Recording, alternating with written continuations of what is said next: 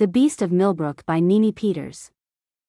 The autumn mist clung to the rolling hills of Millbrook like a shroud, obscuring the ancient oak trees that had stood sentinel over the valley for centuries.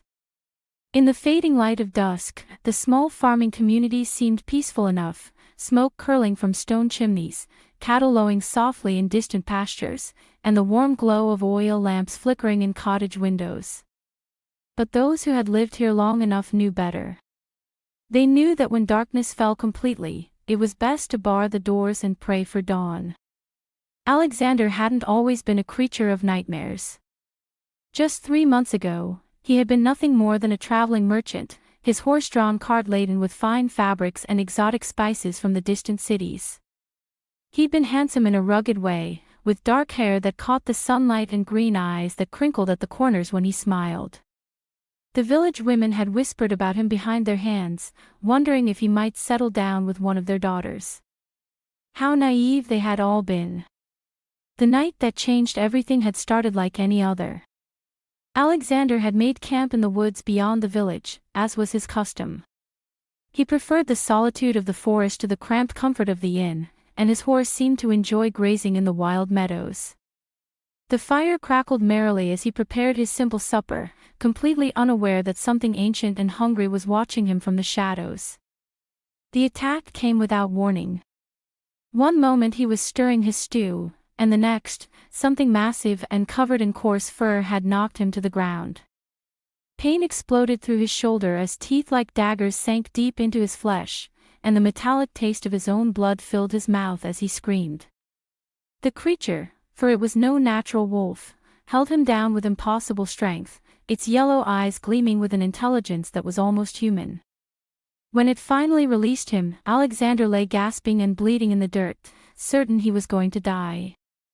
But death didn't come.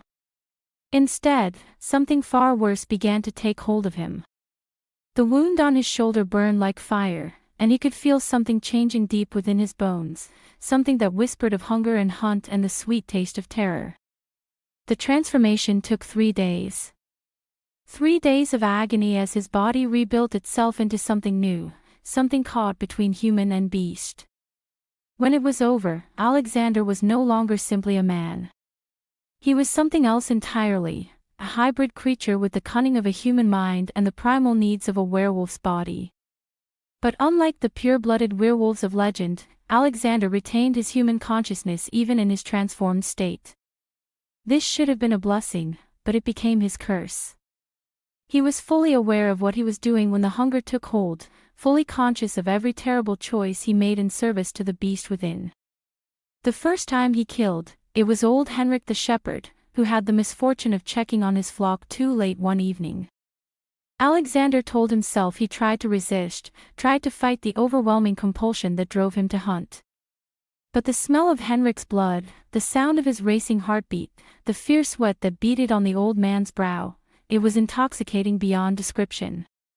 When it was over, when Henrik's lifeless body lay crumpled among his scattered sheep, Alexander had wept.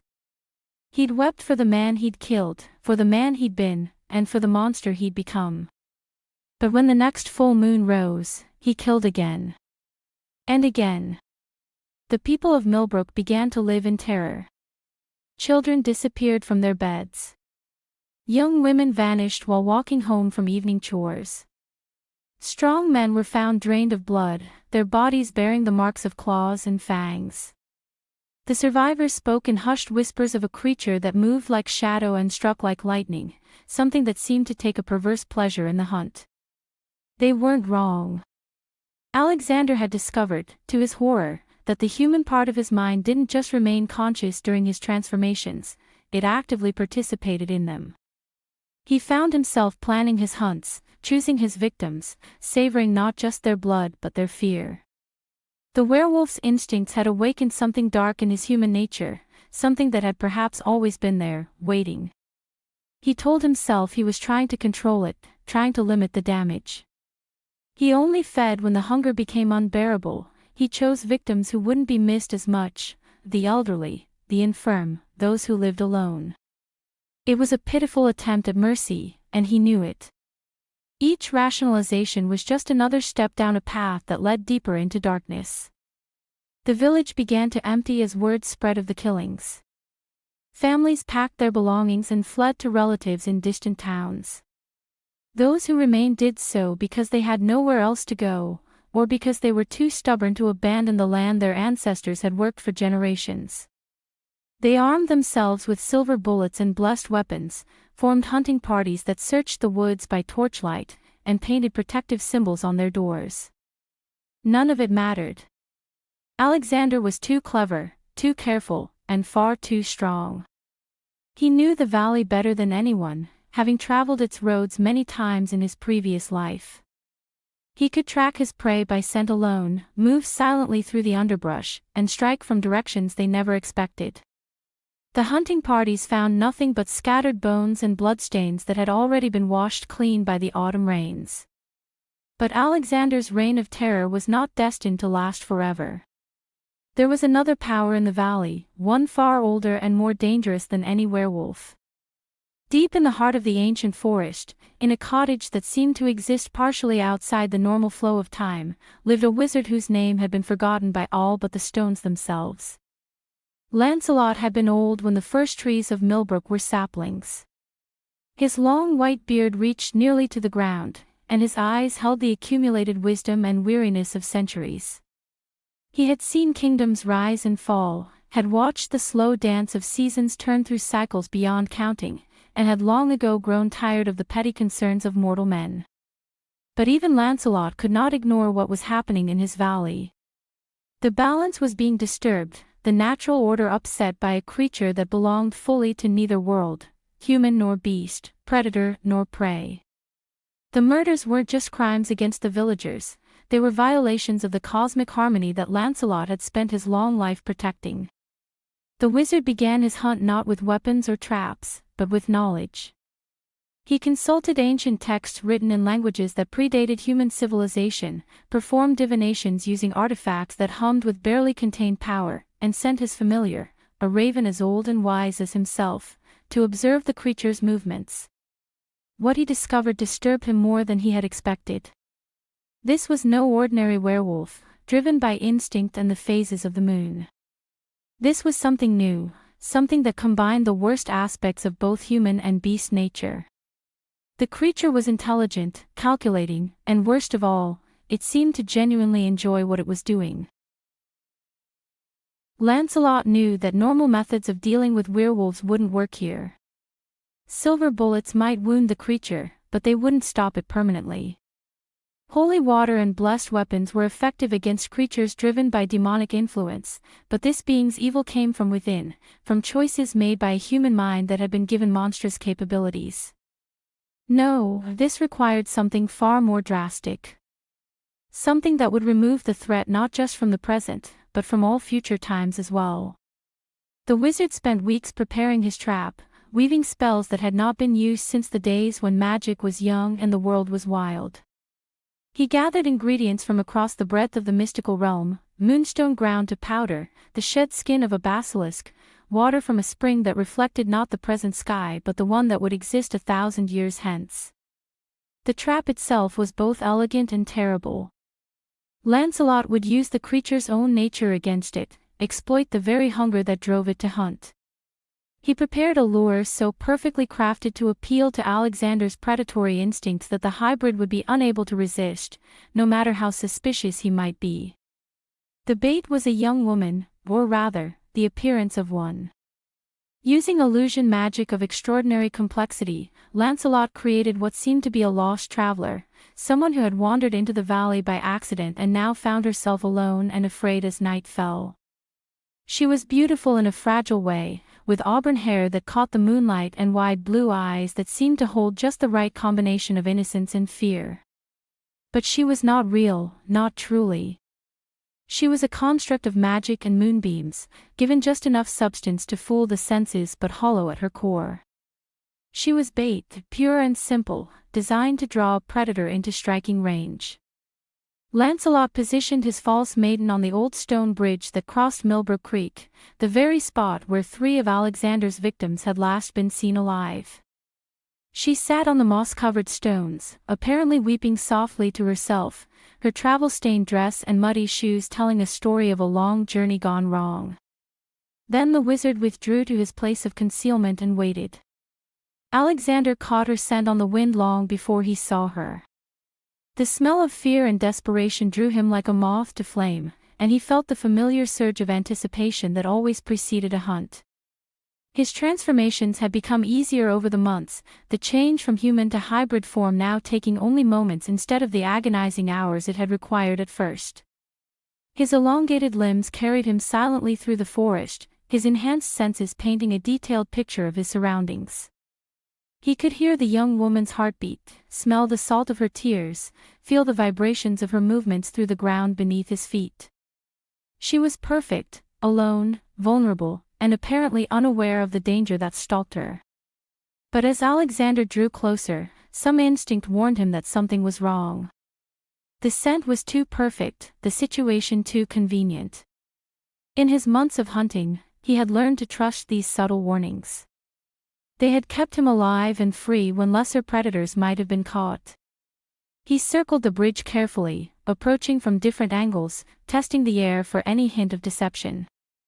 But if this was a trap, it was masterfully concealed. The woman appeared to be exactly what she seemed, a lost traveler who had the misfortune to be in the wrong place at the wrong time. Finally, his hunger overcame his caution.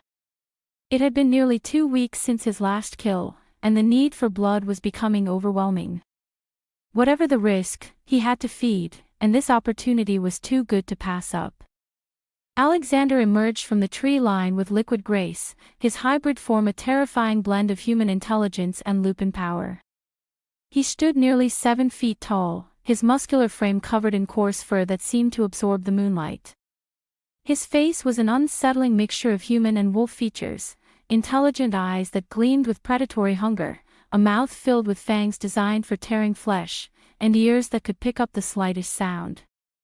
The young woman looked up at his approach, and her expression of mild concern shifted to absolute terror as she took in his monstrous appearance. She scrambled backward on the stone bridge, her mouth opening in a scream that never came. "Please," she whispered, her voice breaking with fear. "Please don't hurt me. I'm lost. I don't know where I am." Alexander felt the familiar thrill of the hunt wash over him. This was the moment he had come to crave above all others, the instant when his prey realized their fate, when hope died in their eyes and was replaced by the knowledge that death was inevitable. "Lost," he repeated, his voice a growling rasp that seemed to come from somewhere deep in his chest. "Yes, you are very lost indeed." He began to circle her slowly, savoring her terror, drawing out the moment before the kill. This was what separated him from a mere beast, the ability to appreciate the psychological aspect of the hunt, to feed on fear as much as blood. But as Alexander moved closer to his prey, he failed to notice the ancient symbols that had been carved into the stones of the bridge centuries ago, symbols that were now beginning to glow with eldritch fire. He was too focused on the woman, too consumed by his hunger to pay attention to the subtle changes in the air around him. The trap sprung with the force of a thunderbolt. Bands of pure magical energy erupted from the bridge stones, wrapping around Alexander's limbs like chains forged from starlight. He roared in fury and surprise, his claws scoring deep gouges in the ancient stone as he tried to break free. But the bonds only grew stronger, fed by his struggles, drawing power from his own supernatural nature. The false maiden flickered and dissolved like morning mist, her purpose served. In her place stood Lancelot, his staff glowing with the accumulated power of centuries.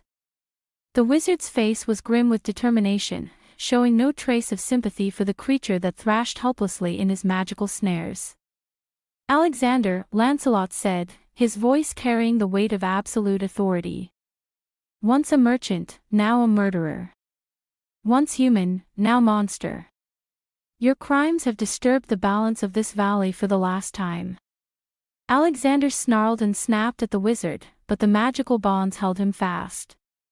He could feel his strength being sapped by the spell, his hybrid form beginning to waver as the magic worked to suppress his supernatural abilities. You cannot hold me forever, old man, he growled, though he could already feel his certainty beginning to crack. I am stronger than your parlor tricks. Lancelot smiled, but there was no warmth in the expression. Forever? Perhaps not. But eternity, that is another matter entirely. The wizard began to chant in a language that predated human civilization, words that made the air itself shiver with power. The magical bonds around Alexander began to change, no longer simple restraints but something far more complex and permanent. They sank into his flesh, merged with his bones, became part of his very essence. Alexander felt the change beginning and understood, with growing horror, what was happening to him. This wasn't just imprisonment, it was something far worse. The spell was weaving itself into the fabric of his being, creating bonds that would persist long after his physical body had crumbled to dust. What are you doing to me? He demanded, though his voice was already growing weaker as the magic took hold. I am removing you from the flow of time, Cornelius replied, never pausing in his incantation. You will exist, but you will not live. You will be aware, but you will not act. You will remember every moment of what you have done, but you will have no power to do more. The spell reached its crescendo, and Alexander felt reality twist around him. The world began to fade, colors bleeding away until everything was rendered in shades of gray. Sound became muffled and distant, as if he were hearing it from the bottom of a deep well. Even the sensation of his own body grew dim and remote. But his mind remained sharp, terribly sharp. He could still think, still remember, still feel the weight of his crimes pressing down on him like a physical burden. He was trapped in a prison made of his own consciousness, locked away from the world but unable to escape into the blessed oblivion of true death. The last thing Alexander saw before the spell claimed him completely was Lancelot's ancient face, etched with satisfaction and a kind of terrible pity. Sleep now, the wizard whispered. Sleep and remember what you have done. Perhaps, in time, that remembrance will teach you what you should have learned as a human. Then the world vanished entirely, and Alexander fell into a darkness that would last for centuries. The years passed like pages in a book that Alexander could see but not turn. He was aware of time's passage in an abstract way, could sense the changing of seasons, the birth and death of generations, the slow transformation of the landscape around his prison. But he could not participate in any of it. He was a consciousness trapped in amber, perfectly preserved but utterly powerless. The bridge where he had been captured became overgrown with ivy and moss. The stones cracked and shifted as tree roots pushed up from below, but the magical symbols carved into their surface remained as bright and clear as the day they were made. The spell that held Alexander was woven into the very foundations of the bridge, drawing power from the earth itself and the slow turning of the celestial spheres. Decades became centuries. The village of Millbrook expanded and contracted like a breathing thing, sometimes thriving, sometimes nearly abandoned. The cottage where Lancelot had lived fell into ruin and was reclaimed by the forest, but the wizard's magic remained strong. The binding that held Alexander was a masterwork of the arcane arts, designed to endure long after its creator had passed into whatever realm awaited beings of such power. Alexander experienced it all as a distant observer, watching history unfold through a window he could never break. He saw the Industrial Revolution transform the valley, witnessed 2 world wars cast their shadows across the land, observed the coming of electricity and automobiles and all the other changes that marked humanity's restless progress. But through it all, he remained trapped, alone with his memories and his growing understanding of what he had become. The centuries of forced contemplation had given him a perspective he had never possessed in life. He could see now how his transformation into a werewolf had not created his capacity for evil, it had simply revealed it. The beast had awakened something that had always lurked in the depths of his human nature, something dark and hungry that had been waiting for an excuse to emerge. The realization brought him no peace. If anything, it made his imprisonment more unbearable. He had destroyed innocent lives not because he was compelled to by supernatural forces, but because some part of him had wanted to. The werewolf's bite had given him the power to act on impulses that civilized society had taught him to suppress, but those impulses had been his own. He remembered every victim with perfect clarity, their faces, their voices, the exact moment when hope died in their eyes. The memories played out before him like scenes from a play, endlessly repeated, never growing less vivid or painful. Henrik the shepherd, crying out for his missing sheep even as Alexander's claws tore through his chest. Maria Hendricks, trying to bargain for her life by offering him the location of her life's savings. Thomas Wright, the blacksmith, who had fought bravely but futilely with his bare hands. They haunted him, those memories, in ways that no ghost ever could. They were part of him now, woven into the fabric of his consciousness by centuries of enforced reflection. He began to understand why Lancelot had chosen this particular punishment. Simple death would have been a mercy compared to this endless contemplation of his crimes. But understanding did not bring acceptance. As the decades stretched into centuries, Alexander's rage at his imprisonment did not diminish. If anything, it grew stronger, fed by the hopelessness of his situation and the maddening awareness of all the life he was missing. He raged against Lancelot, against the magic that held him, against the cruelty of a universe that would preserve a monster's consciousness while denying him either redemption or oblivion. Sometimes he tried to convince himself that he had changed, that the centuries of reflection had somehow purified him of his murderous impulses. He composed elaborate fantasies of what he would do if he were ever freed, how he would dedicate his existence to protecting the innocent, how he would atone for his past crimes through noble deeds and selfless sacrifice. But in his more honest moments, he knew these fantasies for what they were, lies he told himself to make the imprisonment bearable. The hunger was still there, dormant but not dead, waiting for the chance to emerge again.